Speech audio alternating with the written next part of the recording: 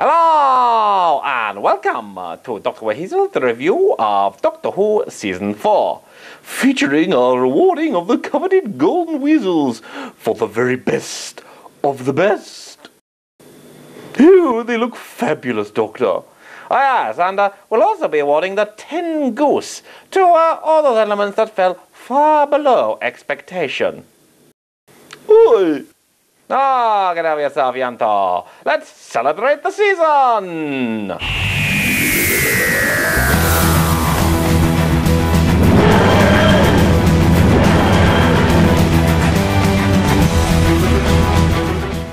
highs and the lows.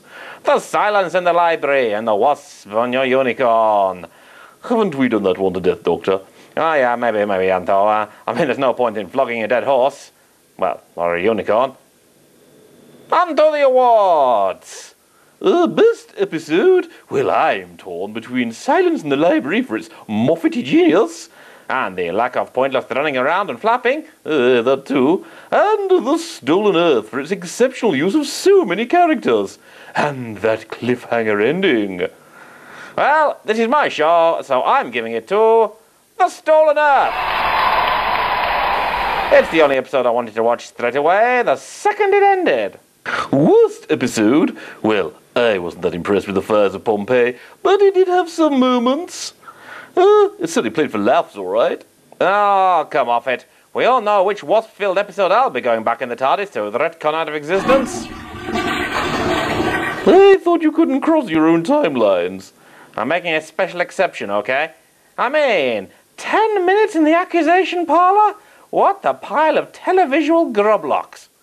Oh, no, monsters are always plentiful in the Whoverse. I think they prefer the term life forms from other planets with evolutionary unlikely appendages, Yanto. Isn't that term just used?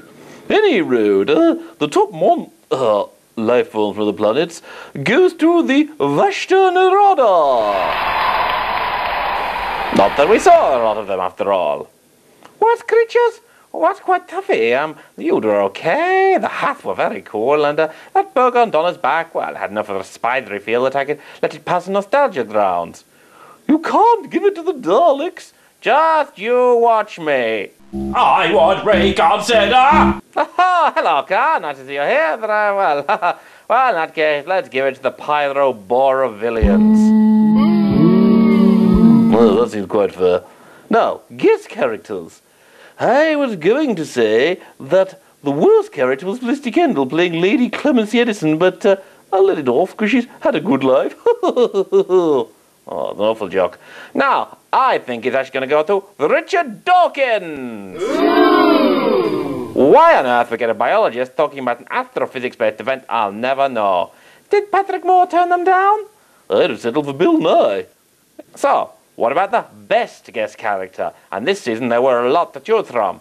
Lovely Professor Song, chubby Captain Darling, kinky PA Miss Foster. It's a really rich field. I'd like to give them all the award. Well, you can't, which means we're going to give it to Davros. I said he was coming all season, but I never would have predicted he was going to steal the show. And the Earth too. Oh yeah, yes, the Earth quite marvellously, yes. I do hope Dalek Wrath of Khan managed to save him again, because, quite frankly, he was far too good to waste as a one-shot villain. Finally, some Dalek love! And finally, we come to the most eagerly anticipated of the awards, those for series regulars. Eagerly anticipated by who, Yanto? I mean, I've got a souffle in the time oven I need to get back to. I mean, literally, it's back last Wednesday, but, I'm not anticipating anything. Dr. WHeasel, please! Oh, all right then.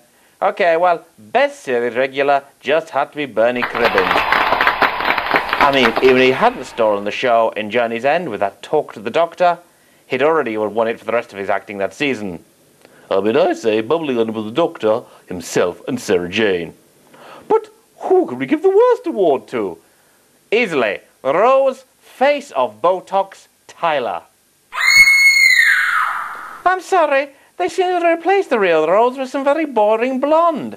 She just didn't cut it anymore for me. I thought you were going to say Donna. Oh, not likely. I mean, she exceeded every expectation I had, and I'm going to sorely miss her, unlike that kebab woman. Ooh.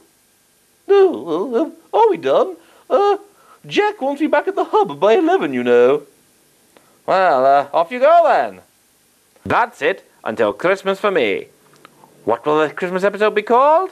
I think Silver Christmas, or perhaps A Tale of Two Cybermen. Well, you know, with the budget cuts and everything, you know, you can't quite field an army of steel anymore.